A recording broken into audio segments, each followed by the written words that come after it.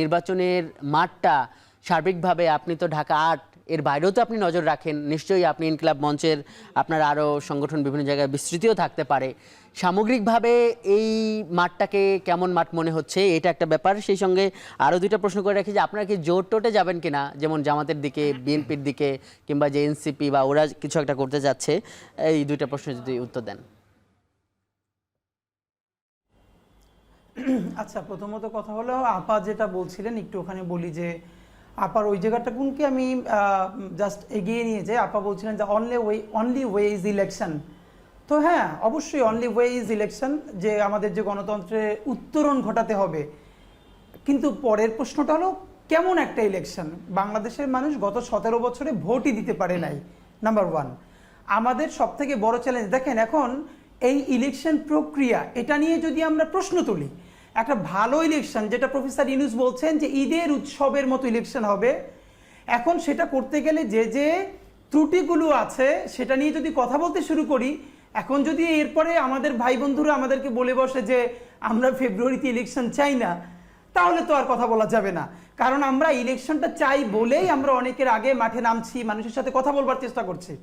বাস্তবতা হলো আমাদের এই জনগোষ্ঠীকে নির্বাচনের যে বিরাট একটা আমেজ, এটা এখন পর্যন্ত তার মাথায় ওভাবে আসে নাই। বরং এখন পর্যন্ত মানুষের, যেমন আজকে আমি একটা কথা বলি, এখন এই কথাটাই যে লক্ষ মানুষের কথা কিনা, এটার কাজ হলো মিডিয়া জরিপ করবে। আমরা মতিঝিল জনসংযোগ শেষে যখন বাংলা মোটরে ফিরছিলাম, আমরা দুইজন গল্প করতে করতে ফেরার পথে রিক্সাওয়ালা মামা জিজ্ঞেস করছে, মামা কোন দলে ভোট দিলে ভালো হবে? আমরা বললাম কেমন ভালো? সে বলল এখন যেরকম মোটামুটি ভালো আছে এরকম মোটামুটি ভালো। এর মানে হলো সে ফিল করতেছে যে একটু সে ভালো আছে, কিন্তু আসলে কি অত ভালো আছে? এখন আমাদের যে সমস্যাটা হচ্ছে, আমরা যে কোনো একটা সময়ের টাইম ফ্রেমকে ধরে তুলনা করতে চাই। আমি যেটা বিনীতভাবে আপনাদেরকে বলতে চাই, প্রথমত হলো আমাদের সব থেকে বড় চ্যালেঞ্জ, ইলেকশনটা ফেব্রুয়ারিতে হওয়াতেই হবে, সরে আসা যাবে না। কারণ ইন্ডিয়া যে কোনোভাবে আওয়ামী লীগকে এখানে পেনিট্রেট করবার জন্য এস আলম থেকে শুরু করে অন্যান্যদের সাথে হাজার হাজার কোটি টাকা বিনিয়োগ করে, আমার ধারণা আমাদের বাংলাদেশের বড় বড় রাজনৈতিক দলের কেউ কেউ হয়তো ইন্ডিয়ার ট্র্যাপে ইতিমধ্যে পা দিয়েও থাকতে পারে, যেটার মধ্য দিয়ে ইলেকশন বানচাল হয়ে যাবে। তারপরে একটা নতুন তত্ত্বাবধায়ক সরকার আসবে, তারা 1 বছর দেশ চালাবে, এর পরবর্তীতে আওয়ামী লীগ সহ একটা নির্বাচন হবে।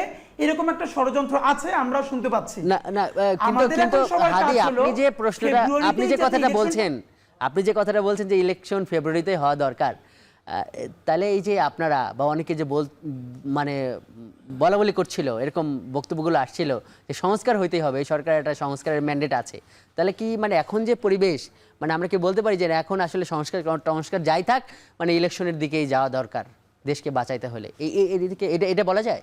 না না না, আমি দুটো কথা বলি। না, ইলেকশন নিজেই একটা বিরাট সংস্কার।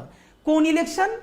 যে ইলেকশনটা 73-এর ভোট চুরির নির্বাচন হবে না, হাসিনার আমলের ফ্যাসিবাদী ভোট ডাকাতির নির্বাচন হবে না, প্রকৃত অর্থেই জনতা তার ম্যান্ডেটটা দিতে পারবে। এখন আপা যেটা বলছিলেন যে ডিসিশনটা জনগণকে নিতে দিতে হবে, এখন আমি আপনার মাধ্যমে আপাকে বা অন্য সবার কাছে বিনীতভাবে জানতে চাই, বাংলাদেশের বর্তমান যে আইন শৃঙ্খলা পরিস্থিতি, 1000-এর বেশি পুলিশের উপরে মামলা রয়েছে যারা সরাসরি বিনা উস্কানিতে গুলি করে হত্যা করেছে। 46 জনকে মাত্র গ্রেপ্তার করা হয়েছে, তাও জামিনে মুক্তি দেওয়া হচ্ছে, তারপরে তারা ভারতে পালিয়ে যাচ্ছেন, পুলিশকে গ্রেপ্তার করা হয় নাই।